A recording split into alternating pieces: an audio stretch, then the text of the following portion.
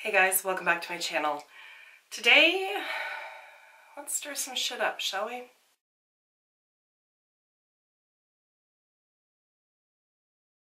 I'm not subscribed to Kat Von D's channel. However, her recent video was mentioned in another video I was watching, and down the rabbit hole I fell. So on March 14th, she posted a video to her YouTube channel addressing the allegations that she is a Nazi and that she is an anti-vaxxer. She came out and denied both of those allegations.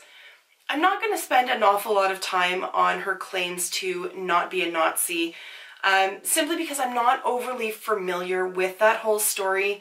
I know that there has been a picture circulated of her, presumably or allegedly, signed by her with a Nazi symbol on it and potentially a message that is anti-Semitic in nature.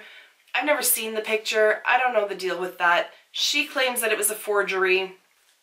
I feel like you could probably get evidence to support that claim. There are forensic handwriting analysts, and I imagine somebody could privately retain one of them in order to conduct a review and determine whether or not a sample of handwriting is genuinely belonging to somebody or is a forgery.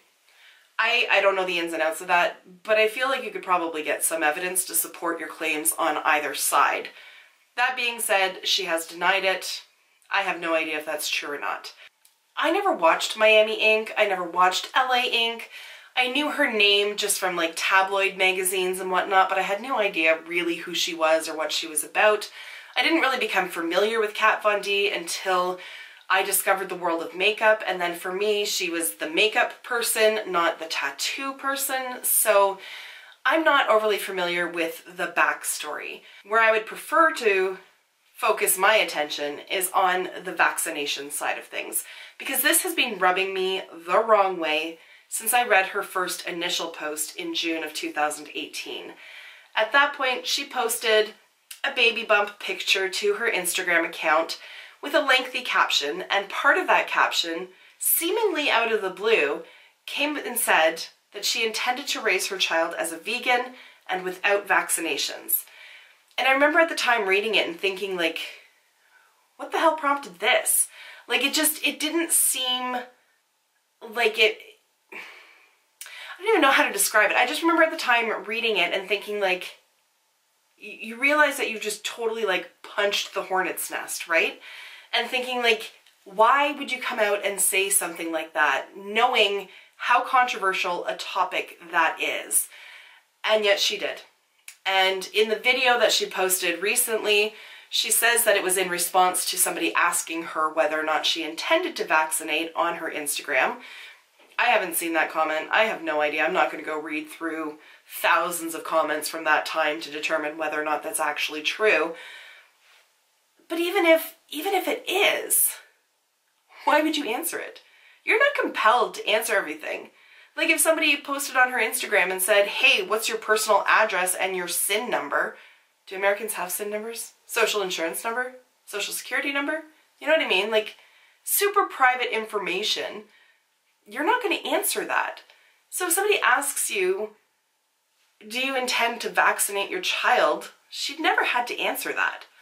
I firmly believe now, and I did at the time, that she knew exactly what she was doing. I truly believe that she disseminated that information knowing that it was going to create a shitstorm. And it was going to be a shitstorm surrounded around her. And my guess is that she thought no publicity is bad publicity, and hey, my name is going to be out there, people are going to be talking about me, look at all the attention I'm going to get from this, and my brand is going to reap the rewards. Except that it didn't. Almost instantly, there were calls from people to boycott Kat Von D, and it spread like wildfire. The debate over vaccinations is one of the most polarizing issues out there, next to political affiliations, religious beliefs, and whether or not pineapple belongs on pizza. Those are like the hot topic trigger items, and she went into it eyes wide open, I truly believe. Then she goes ahead and posts a secondary post in which she basically tells everybody to back off and that her decisions regarding vaccinations are nobody's business. I think she specifically said that her medical records are nobody's business. Okay, but you're the one who made it everybody's business. Like, I remember that statement just, like, infuriating me. Because she was basically saying, like, fuck you, but at the same time saying, fuck you because it's our business, but you made your business everybody else's business by posting it in the first place. So you don't get to have your cake and eat it too. You don't get to put shit out like that and then be like, but you don't deserve to know this. Don't get mad at me because now you do. You put it out there. And it's not like a decision on whether or not you're going to cut your kid's hair within the first year. This was a decision that is widely the topic of controversy. And like, unless you're living under a rock, you know that vaccinations are a hot topic. So she knew fully well what she was doing. She didn't get the response that she wanted. She lashed out at everybody that was commenting on this. And now, 8 months later, after her brand has really seen the impact of those decisions, now she's trying to walk it back.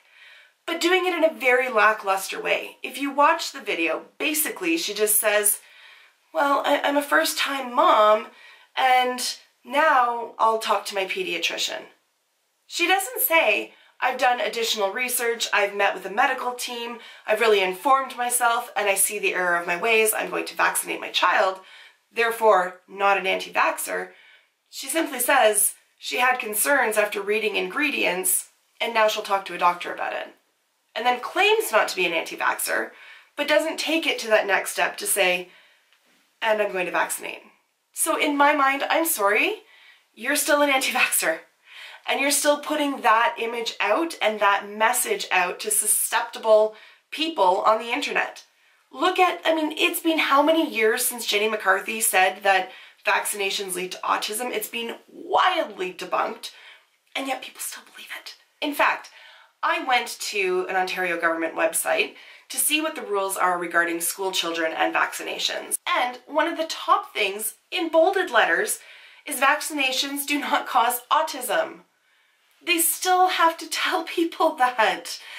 It's, when you have a platform as big as Jenny McCarthy and Kat Von D and anybody else who decides that they're going to tackle these hot topics without knowing what in the hell they're talking about, you need to take some social responsibility for that. You need to know that people are gullible, people want to hear what they want to hear, people want to follow whatever their favorite celebrity is doing, and they're going to eat that shit up. Meanwhile, measles are coming back. And it's not just an isolated incident. It's all over Canada at this point, and I'm sure down in the States as well. Down in the States, I read an article about some poor kid who suffered fucking tetanus. And he was in the hospital for like 50 days or something, and it cost an overall $800,000 for his treatment. What the hell? This fucking camera has the worst timing ever. It overheats as I'm railing about $800,000 in treatment for a completely unnecessary disease. Completely preventable. Anyways, let's back it up for a second, because I want to touch back on people fearing, incorrectly, that vaccinations cause autism. So what if they fucking do? They don't. But so what if they did? First of all, autism is not fatal. Second of all, it's not contagious. It's not the worst thing that a kid can have. I am not trying to minimize autism by any stretch. I am not. But what I'm saying is $800,000 in treatment for this poor child. And I'm going to read you some of what this poor kid went through. And keep in mind that he is 6 years old.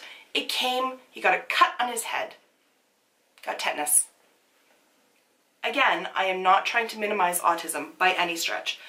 But let me read this to you. This is an article that was posted to the CTV News website here in Canada. And it said, okay, so this poor boy had to be airlifted to a medical center. He had jaw muscle spasms, couldn't open his mouth. He was given a tetanus immune globulin along with a vaccine for diphtheria, tetanus, toxoids, and acellular pertussis. So ultimately he did get vaccinations. If he'd had those when he was like, you know, a baby, he wouldn't have had to suffer all of this. He had to be sedated because of the strength of these spasms, and he had to have a tube placed in his windpipe. He was placed in a darkened room with earplugs and minimal stimulation because the stimulation worsened his symptoms. During his treatment, so I'm just going to read verbatim here. During his treatment, the child's neck and back arching worsened. He developed hypertension or high blood pressure, and his body temperature soared to 40.5 degrees Celsius. The average body temperature is between 36 and 37 degrees. In total, the boy had to spend approximately 8 weeks in the hospital, followed by another 17 weeks in a rehabilitation center before he was able to resume normal activities such as biking and running. The CDC noted the expenses for his treatment totaled $811,929, which excluded his air transportation, inpatient rehabilitation, and ambulatory follow-up costs. The report said the cost to treat the boy were 72 times the average cost of a pediatric hospital stay, which is typically $11,000 and change. So, like, the CDC added that widespread use of vaccines for tetanus have led to a 95% decline in the number of tetanus cases and a 99% decrease in the number of deaths related to the disease since 1940. Unvaccinated or inadequately vaccinated persons are at risk for tetanus irrespective of age. Also, people who contract tetanus are not immune to it in the future. For the love of all that is holy, vaccinate your children.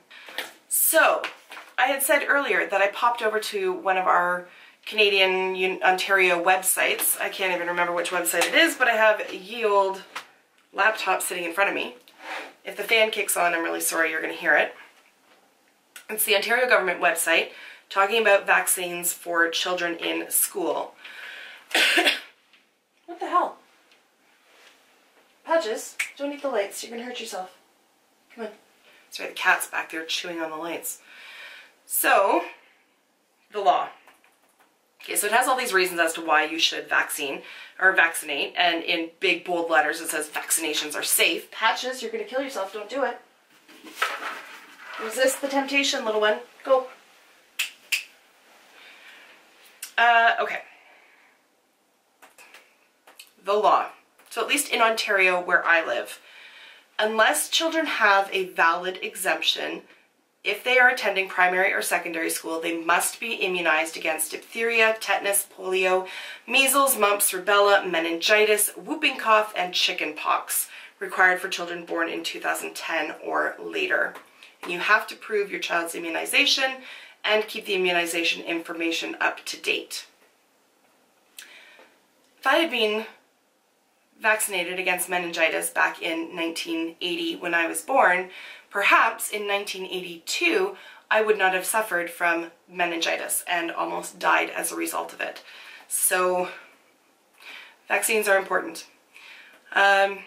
Exemptions. If you wish to opt out for conscience or religious belief purposes, here in Ontario as of September 2017, you have to attend your local public health unit and complete an education session, which covers basic information about immunization, vaccine safety, immunization and community health, and immunization law in Ontario. At the end of that session, you then get a certificate signed and dated, and then you also still have to complete additional forms signed by a commissioner, and then those forms need to be submitted. So it's a whole process. And I love that it's like, we're going to give you basic information, because perhaps if you just had like baseline information, you wouldn't make this decision that you're making. So the reason that I personally don't typically get into the controversy around stuff is because I don't know who's right and who's wrong. I don't know what the truth about anything is. But when it comes to vaccinations, I firmly believe that I am right in thinking children should be vaccinated. And this is totally different from my channel, and it's opening myself up for criticism, critique, whatever, plain old shitty behavior if somebody happens to stumble upon this. Not too worried about my actual subscribers because you guys are always so supportive and lovely. But if you strongly disagree with me and think that vaccines are the work of the devil, that's okay. Agree to disagree. You're never going to convince me that I am wrong in this, and I am not going to try to convince you that I am right. Just going to let the facts speak for themselves. So overall, Kat Von D, I do not think, has proven herself to be an anti-vaxxer. I firmly believe that that video was put out there in an effort to try and save face for her company. If you look on like the Sephora website, if you go to Marshall's here in Canada or Winners, maybe not, no Winners, yeah, I've seen stuff of hers there. There's a ton of her products on sale, like always. Her most recent, not the most recent, but the one, the holiday collection, the fetish stuff, I think it was, the fetish palette, is that what it was called? Yeah. I reviewed it, whatever. I did like a balanced review and some lady in the comments was like, "You're a horrible person," basically. And I was like, cite your source. I don't know what you're talking about. Anyways, that's totally beside the point. That whole collection like went on the sales site, I think before the end of 2018. Like I think it only lasted for about a month and then it was already reduced by like 50%. So her brand is hurting. It doesn't help that she's like releasing all of these completely thoughtless, uninspired things randomly. Like there's no real like cohesive collection coming out. It's just like, here's a palette, have fun. Here's an unfinished liner. Whatever happened with that? That was months ago, Liner X, where people were supposed to buy this, test it out, and then like provide comments on it to see what improvements were going to be made. Haven't heard of that one since. I think that was just a gimmick, so I'm so glad I didn't get sucked into that. I hope you didn't either, but there it is. Anyways, her brand is facing a crisis, and I think that her video was aimed to try and help that along, and I do not think that it succeeded because I do not think that she made a compelling case on either of the allegations that she's facing. Okay, I'm gonna cut it off there.